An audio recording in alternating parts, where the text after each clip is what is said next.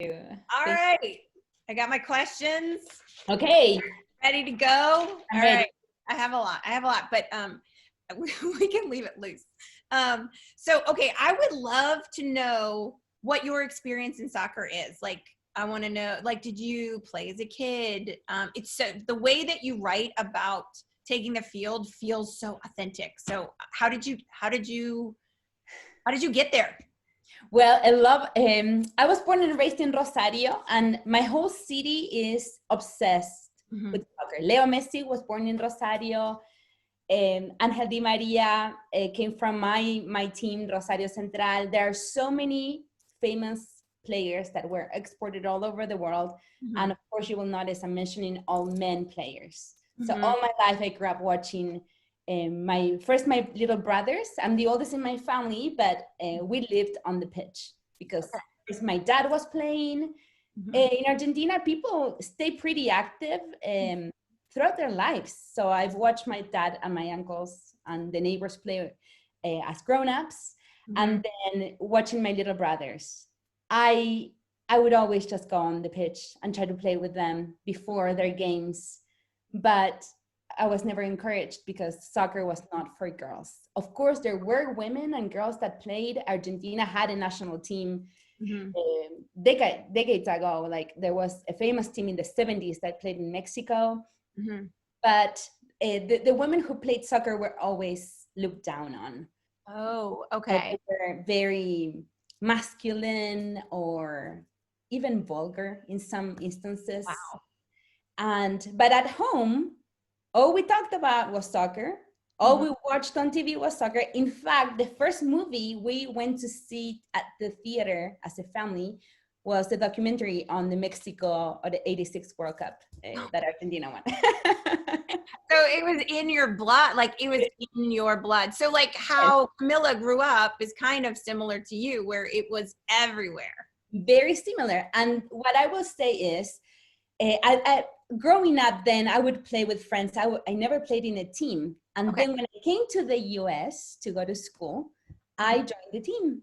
And it was co-ed, and it was just intramural soccer. But it was my first experience playing in a team. And it was super funny because coming to college in Utah, everybody thought that because I was from Argentina, I was Messi. Messi wasn't even on the radar yet, but everybody thought I was Maradona. And so I would just pretend, and I'm a pretender, and I would just make it and fake it until I made it. And a lot of my scenes just came from my imagination and putting myself in the shoes of these athletes, because I never played at that level that Camila's playing, or even that you play, Kate. Okay. Right? So when you had the chance to play, how did that feel? It felt so exhilarating because all my life I wanted to do that. I remember being a young girl and thinking, oh my gosh, soccer is all around me. I'm either going to love it or hate it. I know a lot of women, even from my family, who hate soccer, that they turn off the TV or kind of go and do their own thing during the World Cup. And I decided that I was going to love it. And that I was going to actually learn the history of the game and the rules of the game. And so even though I wasn't an active player physically, I studied it. And when I had conversations with men, I'm sure you've been in that situation that they let you go kind of like condescendingly thinking, oh my gosh, I just let her go until she can't talk about it anymore. But then they're actually surprised that you know what you're saying.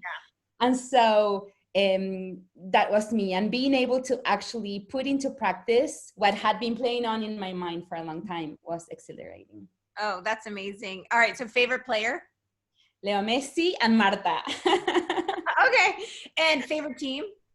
Rosario Central. It's my home team. There are two rival teams in my city. Leo Messi comes from Newell's Old Boys. Yeah, you talk about both of these in the book. Yes. Okay. And there's that big rival. Of course, when we talk about Argentine soccer, people always think of Buenos Aires. Yeah. And Boca River, Independiente, San Lorenzo, but I've always been a Rosario Central person. And to show viewers the magnitude of our fanaticism, I've talked to friends of mine, and actually one of them, when I went back to Argentina in November, he was meeting this new woman in his life, and he said the first question he asked was what team she cheered for, because you could change religion, you could change political views, but your soccer team you were born into. That's amazing. That for me, I remember, growing up playing soccer, it was not I never saw girls playing. I never saw really women playing ever.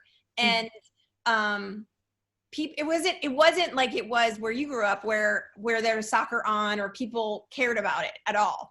And I remember the first time that I ever saw our country care about this was in the 99 World Cup, the Women's World Cup.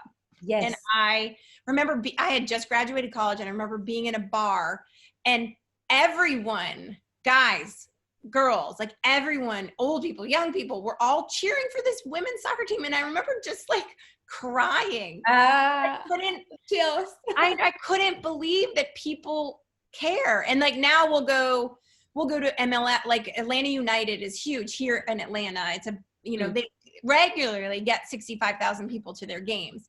And I go there and I just marvel that all these people love this same game that I did. And I don't know, I just feel like it's here. It wasn't, it wasn't football, it wasn't baseball, it wasn't basketball. It was sort of like, a lower sport. And just to see, you forget in the world, we're the anomaly, the US is the weird country that doesn't care. And it's funny that you mentioned that, because I've always seen that, but for men. Yeah. And even when our country sent women to the World Cup, and I mean, unfortunately, because they had no support, they never performed really well. It wasn't until the last World Cup in France that our girls had the support from the whole country, and everybody was, and I felt the same way, because I saw people cheering for them in a way that was only reserved for the men's teams before. And I was so emotional. And now people know their names. They follow transfers.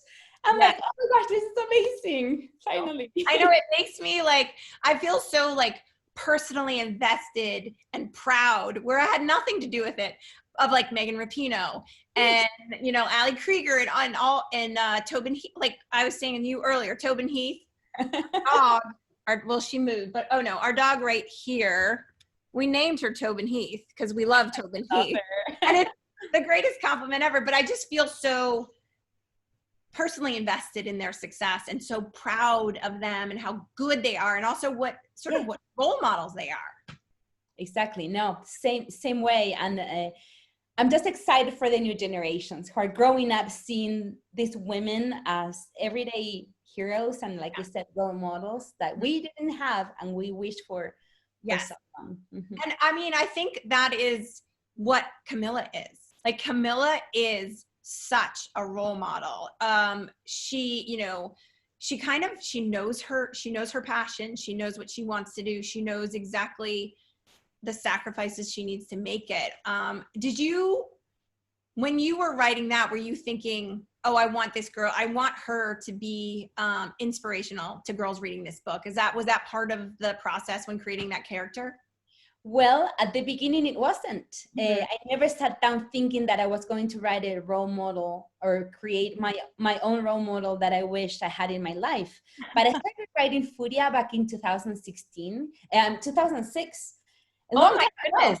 When everybody would tell me there was no market for women's football in real life, much less in books, and much less for a girl playing in a barrio in Argentina.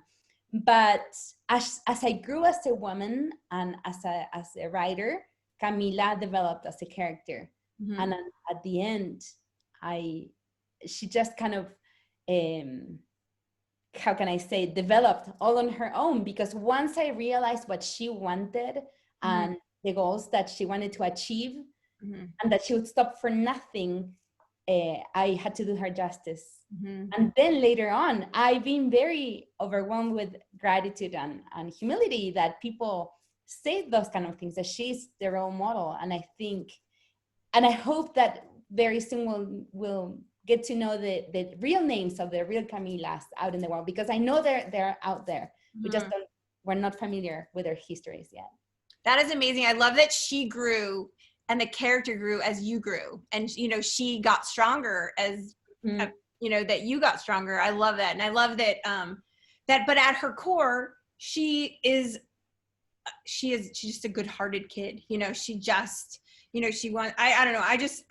She was a role model for me. I love that. Okay. So can you tell us like a little bit about your history of like becoming an author? And I didn't want to ask the question, oh my gosh, you have 5 kids. How do you do this as a mom? Because that is annoying. I get that. I don't have 5 kids. I have 2 kids. But like that question bothers me because the men don't get that. But I'm genuinely curious, like how did you get here? I mean, you're an extremely successful mom, extremely successful author. Like how was this always your goal? You know, tell a little bit about how you got here. Yes, and I love that you're asking this question because it's true. The men don't get asked.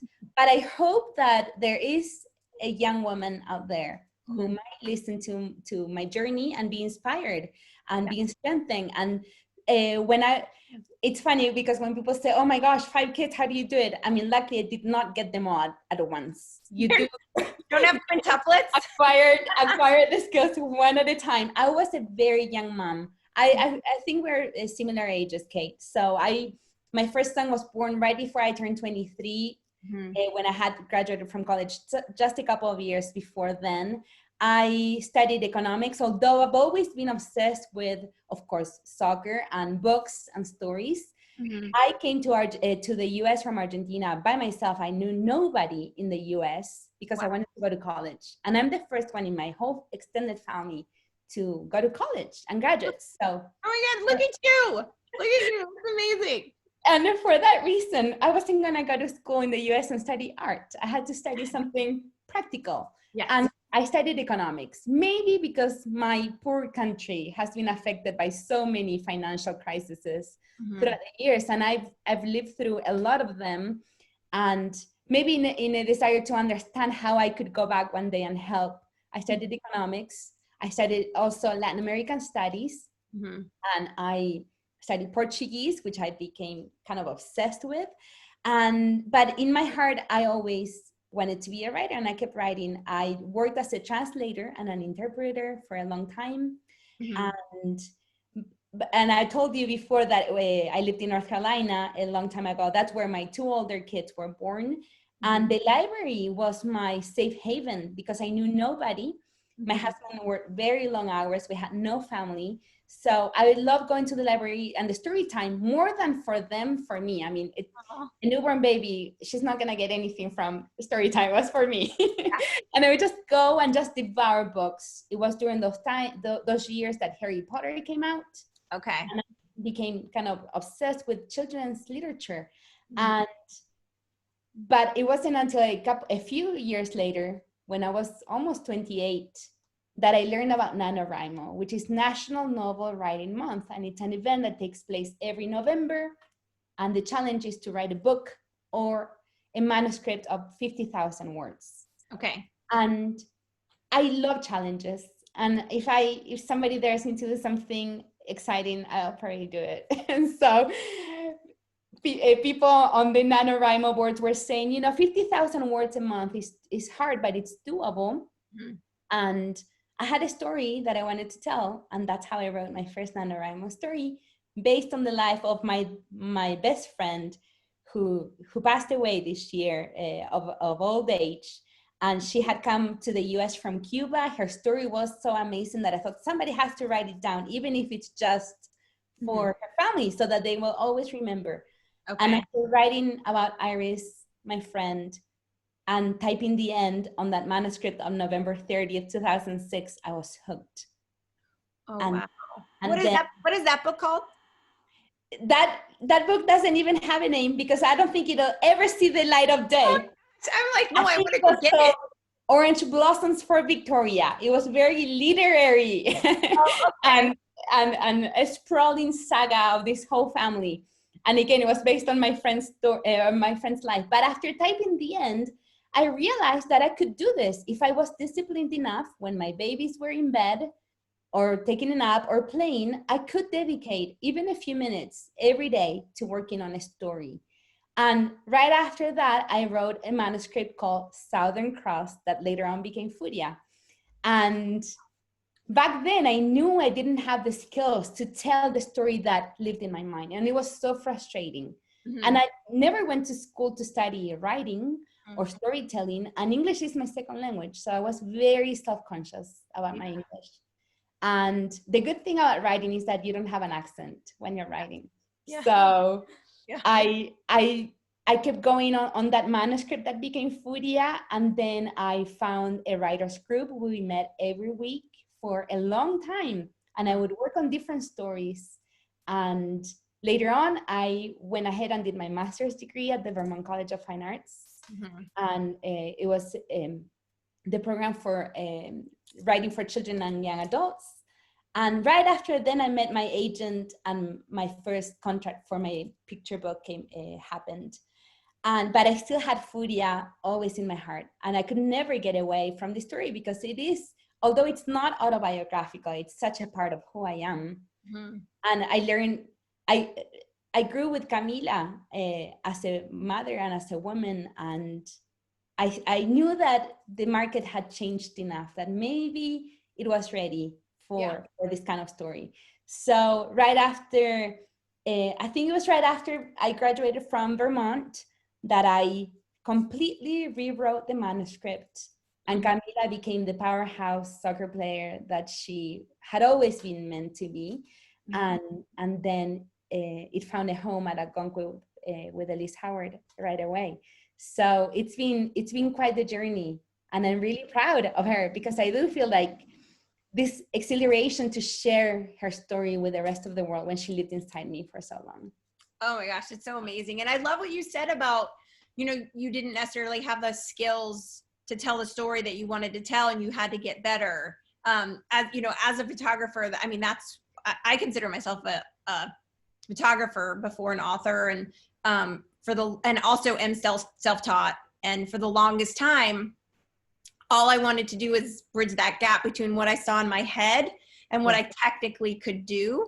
And I just kept working and working and working over years and years to try and have my skills match my taste level. Exactly. It's funny, I had never thought of it as anything outside. I just thought that was my journey with photography. But I think any sort of art, it's, you're just, if you're passionate about it, and if you have a higher taste, like you're like, I just want to do the thing I think I can do, but it takes a long time. It does, and it's kind I'm of not there yet. And my hope is to keep improving and getting better and better. I keep saying that, I mean, the feeling of sharing Furia and having this kind of event and receiving love from the audience has been so amazing. I want to bottle it up for when I'm quietly and lonely in my room writing my next book to motivate me to get better. But it's funny because I feel when I went to Argentina last year in November, and I went out with my high school friends to play soccer, and they do have a league, and I'm not at that level. I don't play every week. And in my mind, I wanted to do some things that my body could not do. Like, I'm Camilla, I can do this. My body couldn't do it. And so it's funny because with some things it is possible. Soccer being such an extreme, physically demanding sport. Yeah. There are some limits to what we can do. I mean, I play in a women's league still, and I play Sundays, and I'm basically sore until the following Sunday. Yes. I never get out of the cycle. But it's worth it. It's so much fun. It is. It is. Okay, so a couple more questions. So Camilla thinks girls and women can have it all. And I think she tells her mom that, I think.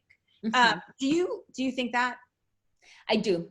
I do think we can have it all. And it was very important for me to show the side story with the boy. There's a pretty significant love plot in Furia, mainly because throughout my life, Loved it. That was so much fun to write because the love interest is the boy who had been a childhood friend who is now a professional player in Juventus. This is one of my teenage dreams project. Oh my gosh, I know. It's like, yeah, I was like, I could have been like, oh my gosh, you know, it was just perfect. It was a perfect love story. I loved it. And so all my life, I have friends who had to make the very difficult choice between having a family and having children and a family life, or pursuing their very demanding careers. And I see that in a lot, especially with Latina women. And again, I don't know if it's the misogyny in our culture that men are not willing to accept a woman like that. And we tell girls in our society, especially here in the US, you can do it all and you're strong enough. But sometimes in practice, we as adults put obstacles in the ways of girls. So I just wanted to show what it feels like from the point of view of a 17-year-old who has that arrogance of youth in thinking that she's invincible and that she can have it all. She just doesn't know how. How is she gonna keep that boy and still make her dreams come true? I love that. I love that she's like she's not compromising. She doesn't have to. And she's, you know, she's like teaching her mom that. And yeah, and eventually like throughout the book, she does show her mom, you know, teaches her family like that she is the strong one, you know? Yes, exactly. And also I wanted to show that sometimes we also minimize love and family life, but sometimes if you come from a culture of trauma or like generational trauma, like Amila's family, the women in her family have kind of relived the same situation over and over and over again. And she's the one who determines to break this cycle of toxic love. So finding a healthy kind of love and remaining true to herself is in itself a revolutionary act. And I just wanted to show girls or people everywhere that it is possible to have healthy relationships and still pursue your dreams. That's what makes them healthy, when the person next to you motivates you to reach those goals and doesn't try to stop you. That's amazing. All right, so personally, will there be a sequel so we can see how? Oh my gosh, I think about it all the time. So my agent and I had a very long conversation yesterday, and I'm always throwing my darts. I vote yes, because I want to know what happens. Wouldn't that be fun? You know, that would be a lot of fun together. What happens? In my mind, I'm thinking maybe Olympics, because it's a tournament that they can intersect. And I mean, yes, I right? love it. So yes, Algonquin, if you're listening in, I mean, I have ideas. And and also, I was gonna say, yeah, the Olympics could be a good place where I'm writing this down. I'm holding this. Because you know, like it's an exciting time when you're a young adult out on your own, when you've reached the goal. And this is something, my husband's a motivational speaker, and he always says, oh wow, what's hardest to reach the top of the mountain and stay there, and the hardest part is staying up there. And when you have reached your goal, the temptation to say this is too hard is too big, and sometimes people give in to that temptation. So it would be fun to see how Camila and Diego negotiate and navigate those situations. Also, I get excited when I see, because this is something that I never used to see in real life, other than a couple of examples. But now that summer in Europe, you know, like I keep seeing pictures from players that I follow on social media, how these kids pair up. And they both play professionally in very competitive teams. I'm like, how do they make it work? I kind of want to call them and interview them for inspiration. Yeah, like, well, I mean, Sydney LaRue and her husband both play, and Alfonso Davis has a girlfriend who plays professionally, and I don't know her name. That's so cool. Yeah. In different countries, I'm like, oh my gosh, I want to know how they do it. They're my Camila and Diego. Yeah, I love it. Okay, so I just been like curious about the thoughts that you have on the importance of sports for girls. Like, I mean, obviously, like a lot of my work is about encouraging girls to find a passion, whether it's soccer or art or whatever the thing is. That's one of the things that I really try to encourage girls to do. For me, it was soccer. And I honestly feel like all of the qualities that I have that make me successful today, which include being loud and pushy and aggressive and using my voice, were all encouraged by coaches because they made me a great soccer player. Yes. But I think if I hadn't played soccer, those sort of hard edges would have gotten, softened. And I'm so thankful for them. And I'm just curious to see, because I know you had said that it's not encouraged in the Latino country, like those, like other cultures, it's not encouraged as much. And I'm just curious, is that changing? Do you see that, since you were younger, or how important is that to you as a mom that your daughters might play sports? I am very passionate for girls to also find a passion, whatever that may be. My daughter was a competitive dancer. Okay. She's 18 now, and she just retired from her dancing days. She still loves it, and she still goes to ballet, even though it's not competitive anymore. Mm-hmm. But that ballet has taught her the discipline and given her the tools to have her self-esteem and know what she's capable of. Mm-hmm. And so I am very passionate about that. And I am very worried about the sad statistics that show that more than 50% of girls quit sports by the time they reach puberty. Mm-hmm. And when they're all little and they can all play together, boys and girls, mm-hmm. I get emotional when I watch how passionate they are and how excited they get to go. And whether it's playing soccer or presenting at a recital or running a race, or whatever it is they choose, that they're so proud, but that how their body image changes when they reach puberty. And I wish we could do more as a society to encourage that, because sports can save a person's life. I love sports of every kind. In Argentina, we love sports of every kind of discipline. And women and girls were encouraged to practice certain kinds of sports that were more, oh my gosh, I'm kind of blanking out. Friday night, forgive me. There were more feminine. So our women's national field hockey team, they are multi-world champions, and they have won multi-Olympics, the volleyball team as well. But the more physical and games that, sports that in the past were equalized to masculinity, they were discouraged for girls to practice. I see that changing a lot. I see sometimes that the push against girls practicing these disciplines like basketball or soccer sometimes comes from the moms who inherited like a limited view of the world. When I went back to Argentina in November, I have a niece who's 13. And she was born in the US, and she played in the US for a long time. And then going back home, she didn't have a team. So she joined the boys team. And unfortunately, by the time she hit 12 years old, she quit because she didn't have room in the boys team anymore.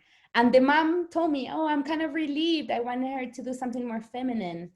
And that made me so sad. Oh my gosh. Yes. Like you don't, it's not exclusive. You can play sports and be feminine, Exactly. Yeah. That's what I remember, saying that to, some of the, like when I do speeches, like telling girls that if you play sports, you can also like to do your hair and makeup.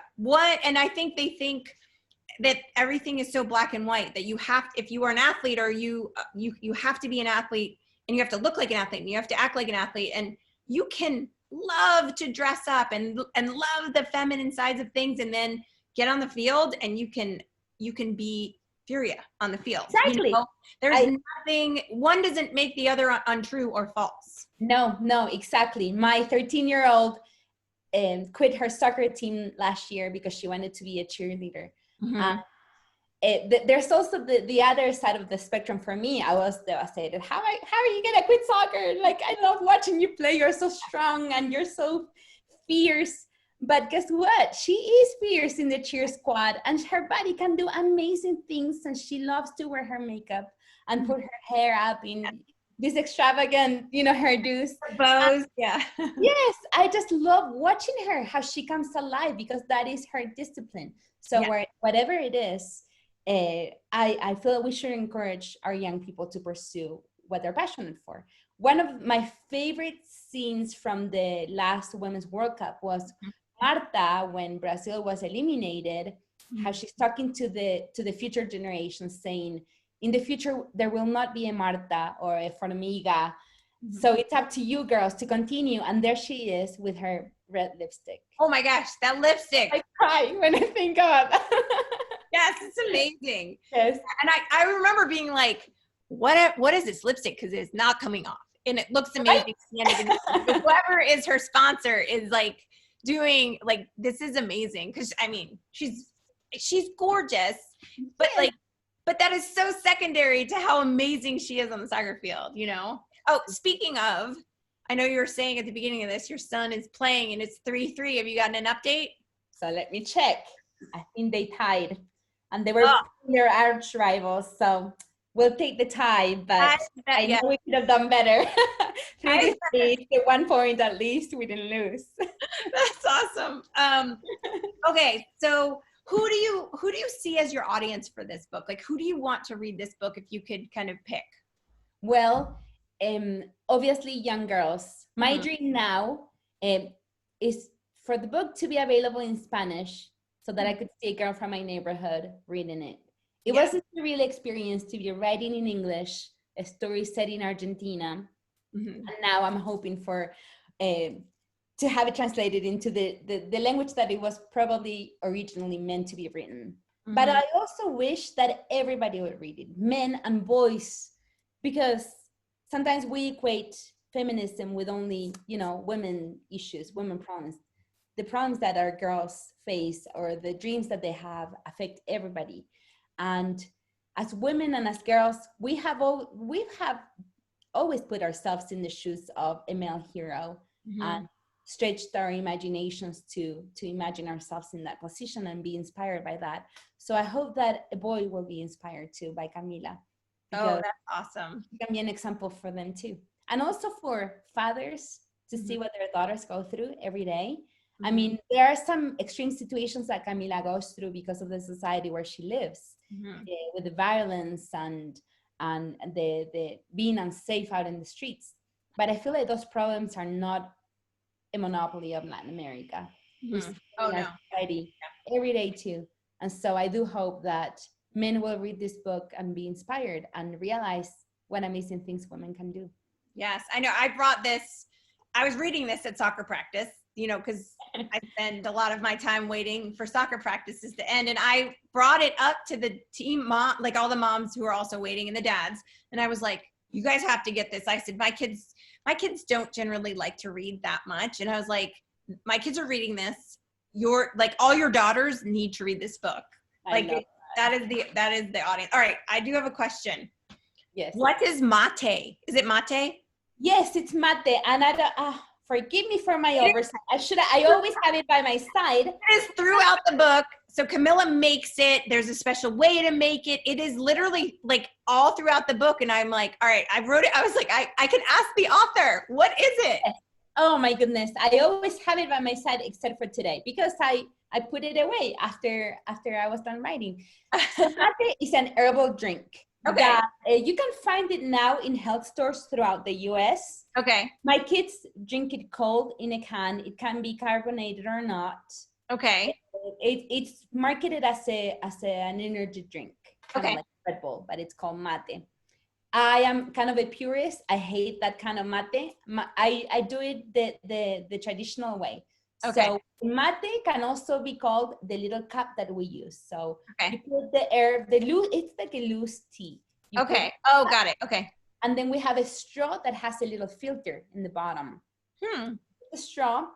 Some people drink it sweet and they put sugar. I put Splenda because I'm over 40. I can't do sugar anymore. And because I drink mate all day long, I had to find substitutes. And then you pour water. It has to be hot water, not boiling, Okay. but hot enough like for tea, when you sip a tea. And then you drink your mate and you do it again and you pass it to the next person. So mate, it's called sometimes the friendship drink. Yeah, it seemed to have some significance. It was like Yes. there's a special way to make it. And I just loved that sort of, even though I didn't really, I was pretending in my head it was coffee. And then it made some sense to me. It is my coffee. Yeah. But I just loved the significance of it, and that, you know, that there's a certain way that, you know, that her mom makes it and that she would make it. And I thought it was such a nice little thread. I loved Yes, it. I after having lived in the US for more than half of my life, Mhm. I still keep my mate tradition alive, and I feel like sometimes it's my strongest link back to my country, because mate is found in every Argentine home. There's the odd person out there who doesn't like it, but I haven't met very many of those. But the rich and the poor, the young and the old, because Argentina's are like the southern hemisphere seasons are the opposite. They just had Spring Day on September 21st. And traditionally, people, especially young people, would go on picnics, and you will always see the mate around. So somebody's the official mate maker or cebador, cebadora, and will pass it around. And I don't know how to find this picture, but sometimes you will see pictures, especially back in the day when Messi and Suarez and Neymar played in Barcelona together. They would get off the team bus carrying their little mate gourd, Oh, because they were drinking mate on the bus. oh, So, that is yes. so cool. Oh, thank you. Thank you for clearing that up for me. I wish I had it next to me to show you.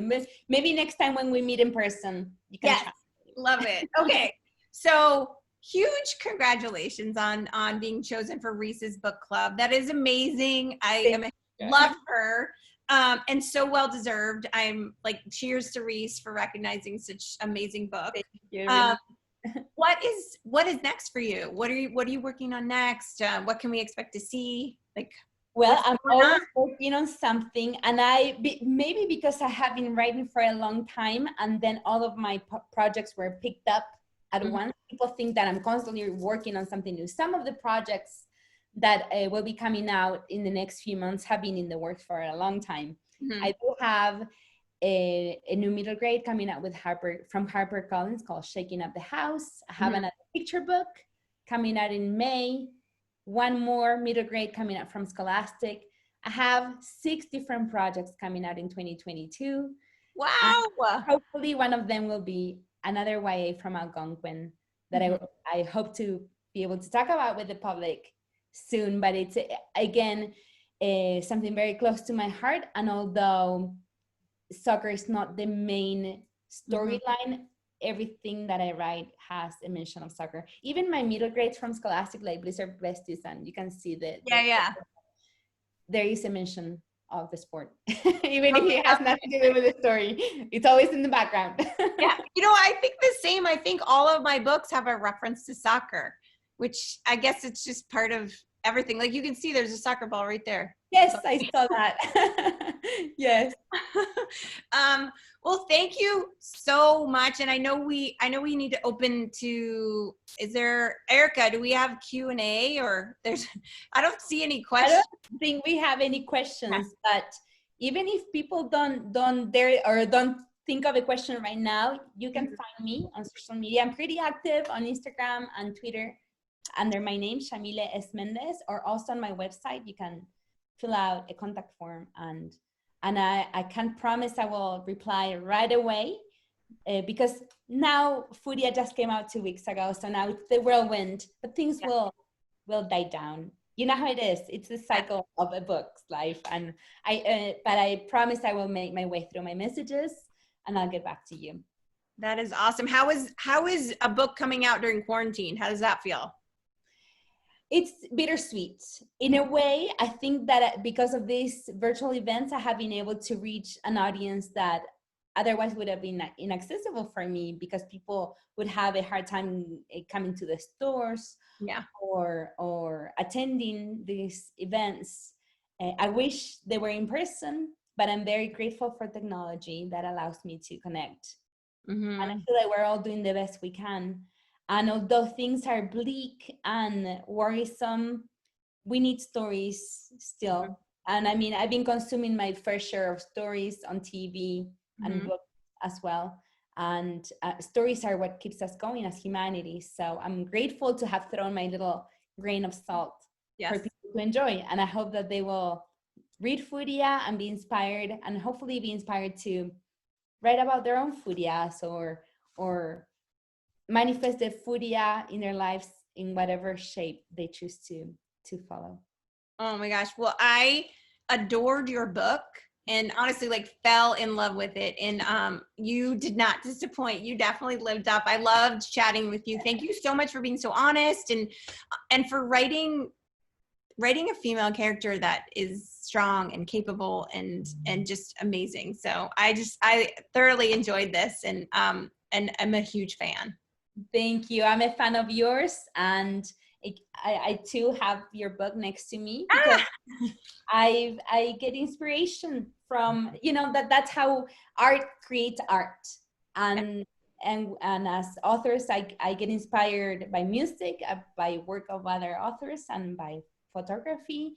And so thank you to Kate. This was wonderful. And thank Yep. you, Erika and Green Apple Books, for supporting authors. Yes. Thanks, Green Apple. Thank you both. Everybody come in the store. We have plenty of copies.